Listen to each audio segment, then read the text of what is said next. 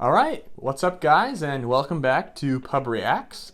Today we are continuing Band of Brothers. I believe we are in episode 5, which is called Crossroads, apparently.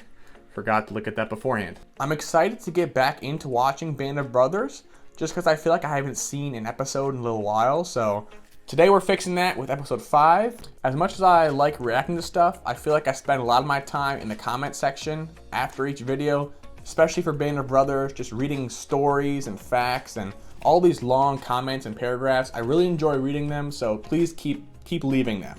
With that whole spiel out of the way, I think we can get straight into episode 5 of Band of Brothers. So here we go. Interview time. Arguably the best part of each episode. If you're a leader, you lead the way. You take the tough ones, too. Seemed like he always made the right decisions along the way. Some of the officers, I don't think I'd follow them in the water. I think they're talking about winners. He never thought of not being first or sending somebody in his place. I don't know how he survived.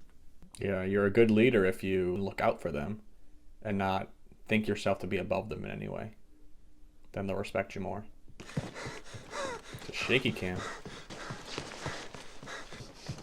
Is he running away or delivering a message? Oh. Wow. Lou, wake up. They want us back at regiment. Come on, Nix, get up. Okay, go ahead, I'll be right down. Let's go. Come on, you got 10 minutes. It's like a parent getting their kid up for school. Okay. Oh, that's my own piss for Oh, wait, Christ's what? sake. Oh, I thought that was like alcohol. He poured his pee on him. If we'd have taken Antwerp, we would be over the river, well supplied, and have the Krauts on their heels.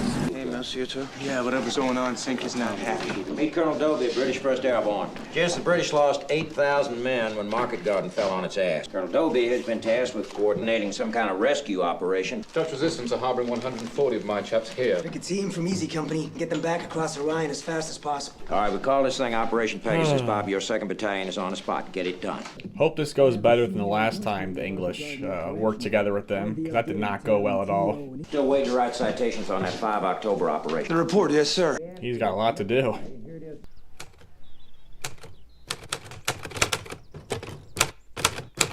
I feel like it would be difficult to write a report on combat, because I feel like in like the heat of the moment you could almost like black out and like lose your mind and be caught up in the moment and not remember it so well. Well, that's a lot of territory to cover. A couple of regular G.I. Joes, huh? This is a hell of a dog, Tab. What'd you call it, Tab? Trigger. That's good, I like that. Trigger. We got penetration! Allie, turn, you need all right, get him on the table. Oh my goodness. Allie, you're gonna be okay. Whoa, whoa, whoa. Where was it? Where the road crosses the dike. Lift and assemble me a squad. Yes, sir. First squad on your feet! Grenade, okay. I was wondering what would have caused that wide range of injury. Oh, so is this like a flashback maybe?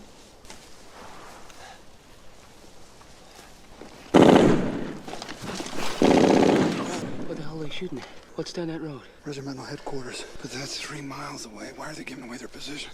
Hold here. Wait for my signal. Like they were talking about in the beginning, he's the first guy to go. He's not going to send someone else to do the job. He's going to do it.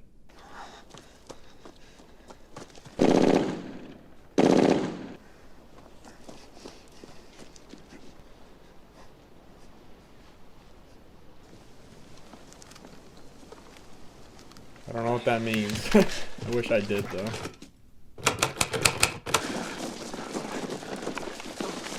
I still feel very uneasy about this. This is our fallback position. Here. First squad. On me.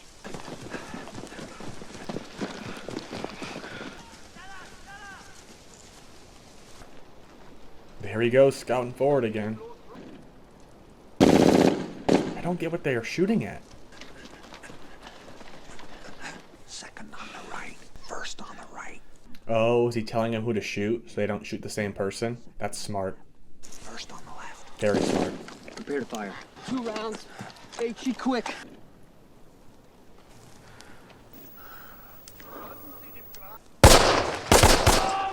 Nice. Fall back! Fire.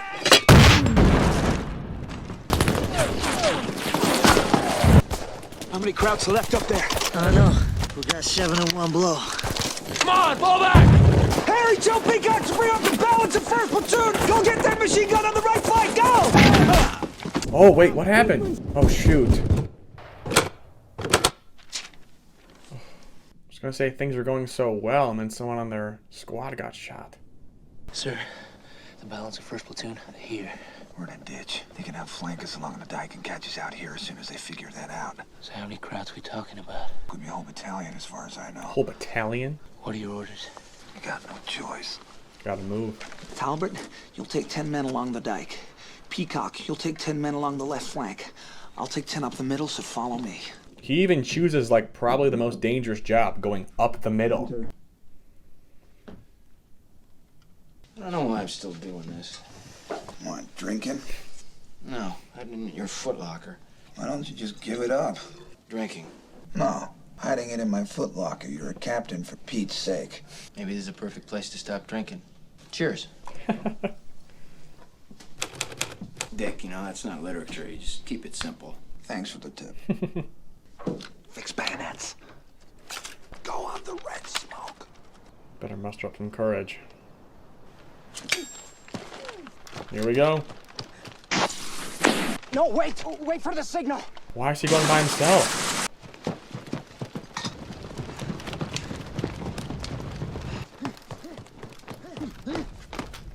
Just the one guy. Oh, no, that's not just the one guy. They're all there. They were not expecting him. He's taking them all out. What the heck? And here come the reinforcements.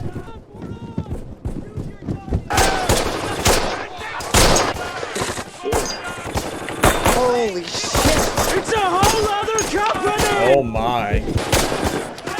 Easy, David, easy, man! They got the jump on him, but there are so many of them. Crouch in the open! Fire for effect!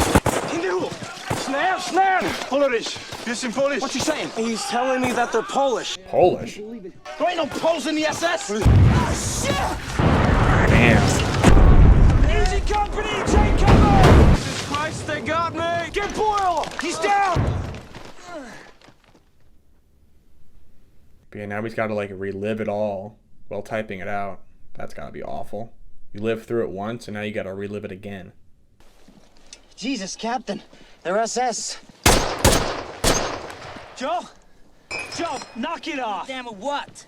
I want you to take these prisoners back to Battalion CP. Get yourself cleaned up. Drop your ammo. What? Give me your weapon. You have 1 round. You drop a prisoner, the rest will jump you. Sir. Wow. Take these to battalion. Split them up. Yes, sir. The Germans were flooding back towards the ferry crossing when we hit them with artillery. Then they hit us with their 88s zeroed in on this crossroad. Now, we were lucky, though. Only 22 wounded. Lucky. That's a lot. Like, even in a successful attack. Oh, we were lucky. Only 22 wounded. Like, that's a lot.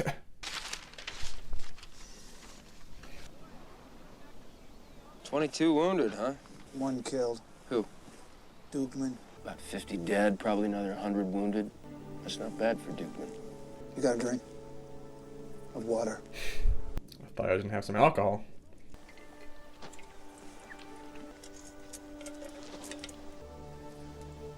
It's like, even when you win, it doesn't feel like a win, because you suffered losses too.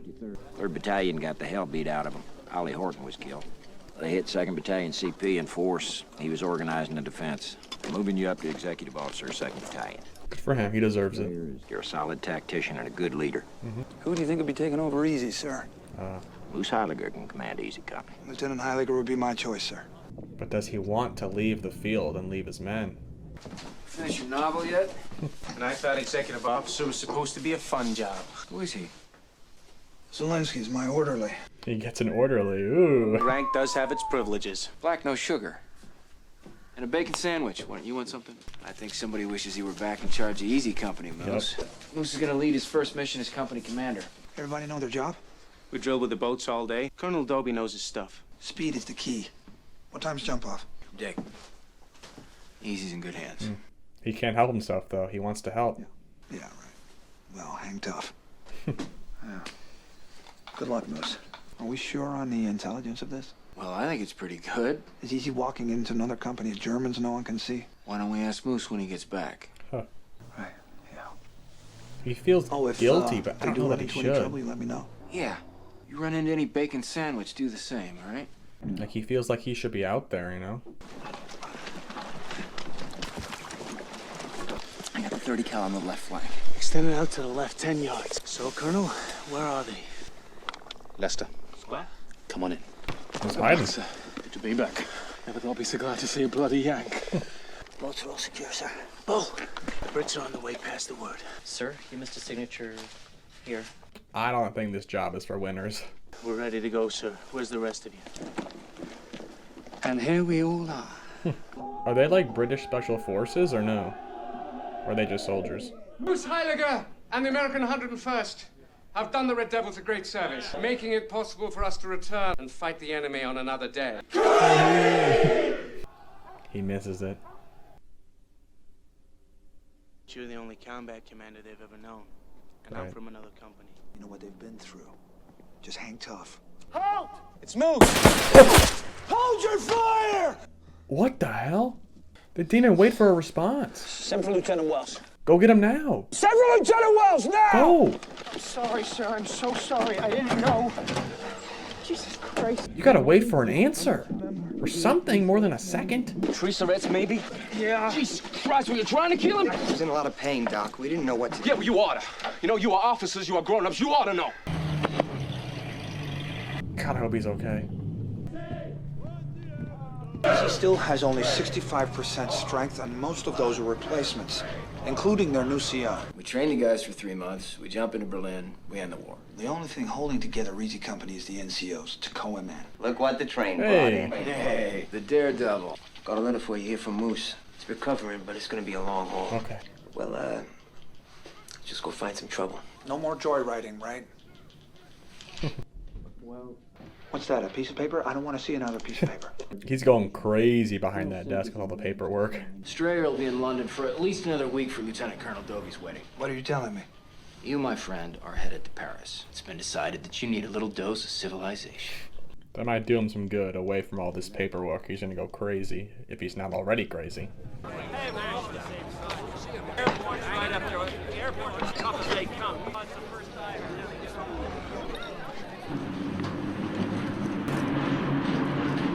He still feels so out of place. Yeah, he sees it everywhere.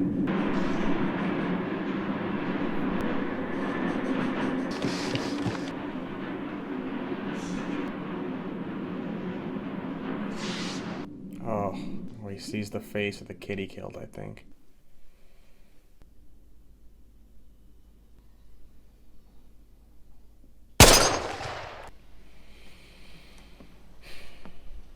Monsieur, c'est le terminus. Le train s'arrête ici, on doit tous descendre. How long was he sitting there for? Must have been a while, because I think the train is like empty.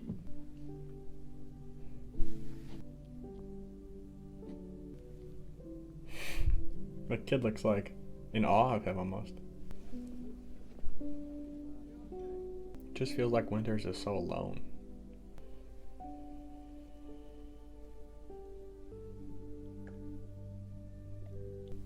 That's gotta feel nice. His body's gotta be still so sore. I'm John Wayne. Set me up with these great Navy whites. I'm trying to watch this. Well, Don, I was at home in Tonawanda, but then Hitler started this whole thing, so now I'm here. Oh my gosh. Here's your $60 aboard.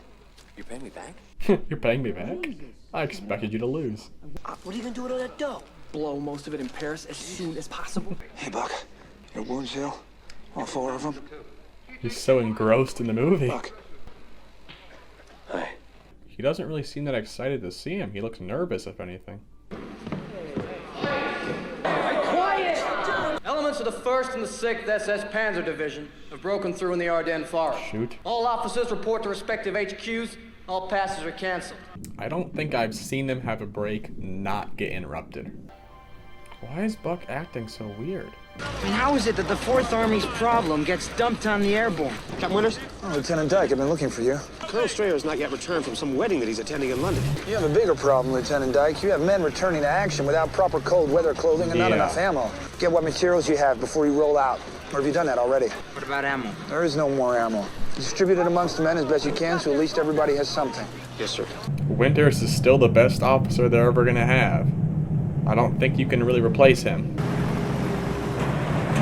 Just want to know where they're sending us. What the hell we're supposed to do with no ammo? You got extra socks? A pair. You need 4 minimum.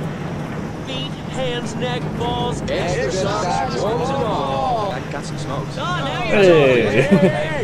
Pass him out. Whoa. All right, guys, 15 minutes. Smoke them if you got them.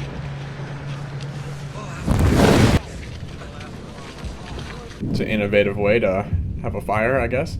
Welcome to Belgium. This area is known as Bastogne. 7 roads leading in, 7 roads leading out, which makes it ideal for crowd armor. So we're gonna put a perimeter around Bastogne, dig in tight as a tick. Sir, we're a little short on ammunition. Captain, you beg, borrow, or steal ammo, but you defend this area. Hey, pal, what happened? He came out of nowhere. He slaughtered us. Your ammo. Come on. Take it. That's not good for your morale. Hey, who's got ammo? Got ammo? You're going to fight the people who made these people come back slaughtered and like scared. Make a hole, hey! Make a hole! I got ammo! Well, I heard you guys are coming in. It was an ammo dump, so here. The crowds had tigers, panthers, SPs, Stukas. I might sound really dumb. That's not Jimmy Fallon, is it? I'll try to make another ammo run if I can. think it but, is. Don't count on anything. Panzer Division's about to cut the road south. Looks like you guys are gonna be surrounded. We're paratroopers, Lieutenant. We're supposed to be surrounded. Thanks. At least they got ammo now. That's one problem solved. There's the Crossroads.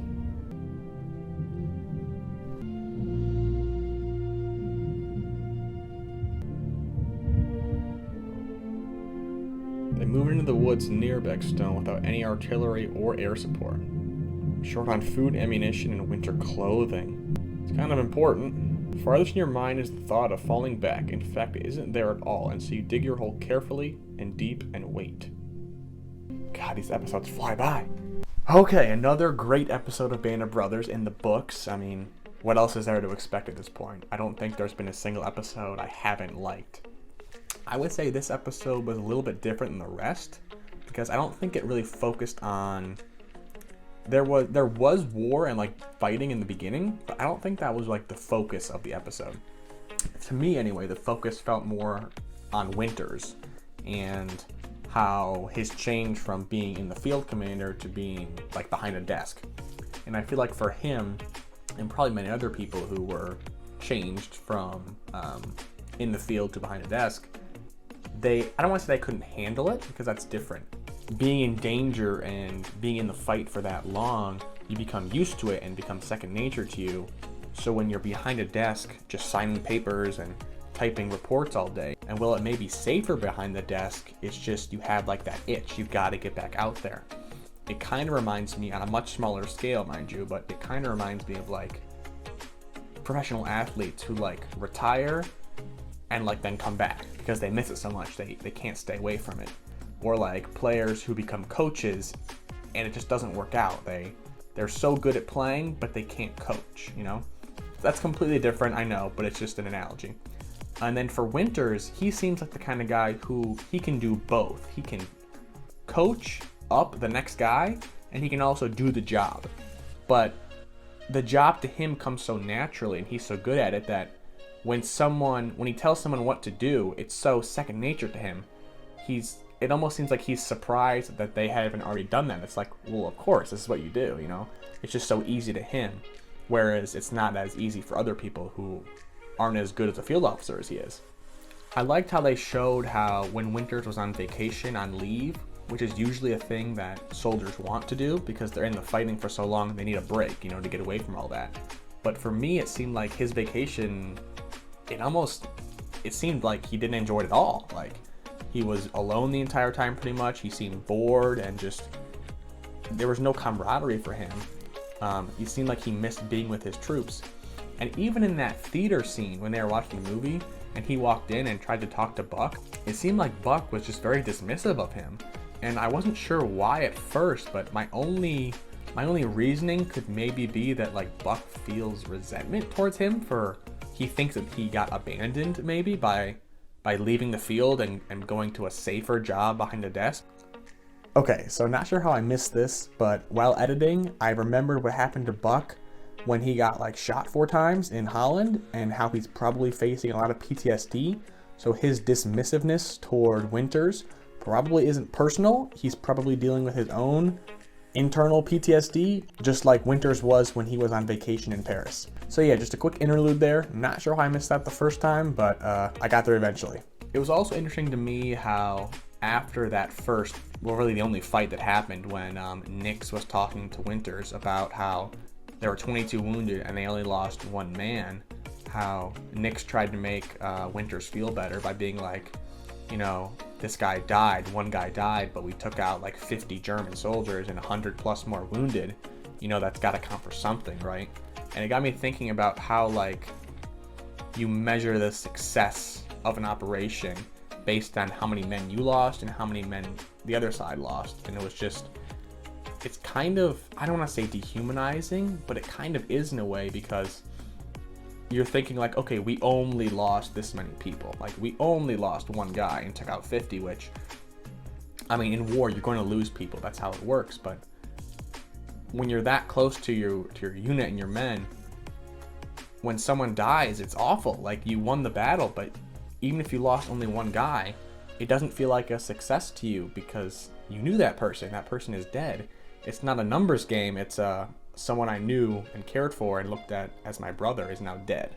So even when you win the fight, even when you win the battle, it still feels like you lost. I'm not worried that Winters will die if I know he'll make it, but I think it would be better for him and probably the entire unit if he's back in the field, because the unit is just so cohesive and they're so confident when he's there that pretty much every operation they do, even when something goes wrong, he's able to overcome that and they just succeed exceedingly. But I think that's going to do it for today's episode. I really enjoyed this one, guys, so please bear with me. I appreciate you guys who have been watching the entire time.